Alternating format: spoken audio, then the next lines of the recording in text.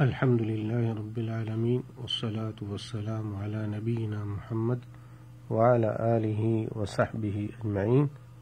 سامعین کرام، سوال یہ ہے کہ ہم روزہ کیوں رکھتے ہیں؟ کیا ہم روزہ رکھتے ہیں اس لیے کہ لوگ روزہ رکھ رہے ہیں؟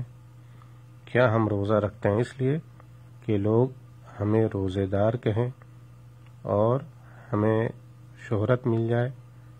نہیں، ہم روزہ اس لیے رکھتے ہیں کہ اللہ تعالیٰ نے ہم پر رمضان کے روزے فرض کیے ہیں۔ ہم خالص اللہ تعالیٰ کے لیے روزہ رکھتے ہیں، اس کے پیچھے شہرت اور دکھاوا مقصود نہیں ہوتا ہے۔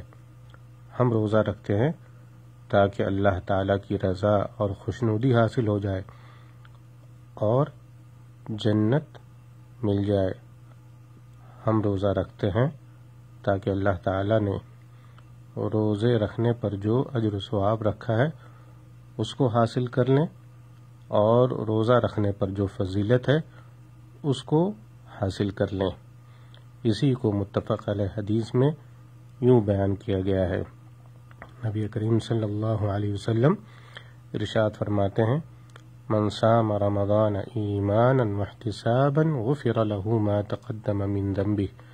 جس شخص نے ایمان کے ساتھ ثواب کی نیت سے رمضان کے روزے رکھے تو اس کے پچھلے گناہ معاف کر دیے جاتے ہیں، اور اللہ تعالیٰ کے ہاں وہی عمل مقبول ہوتا ہے جو اخلاص کے ساتھ سنت کے مطابق کیا جائے۔ اللہ تعالیٰ ہم سب کو نیک عمل کی توفیق دے، آمین۔ وصلی اللہ وسلم علی نبینا محمد وعلی آلہ وصحبہ اجمعین۔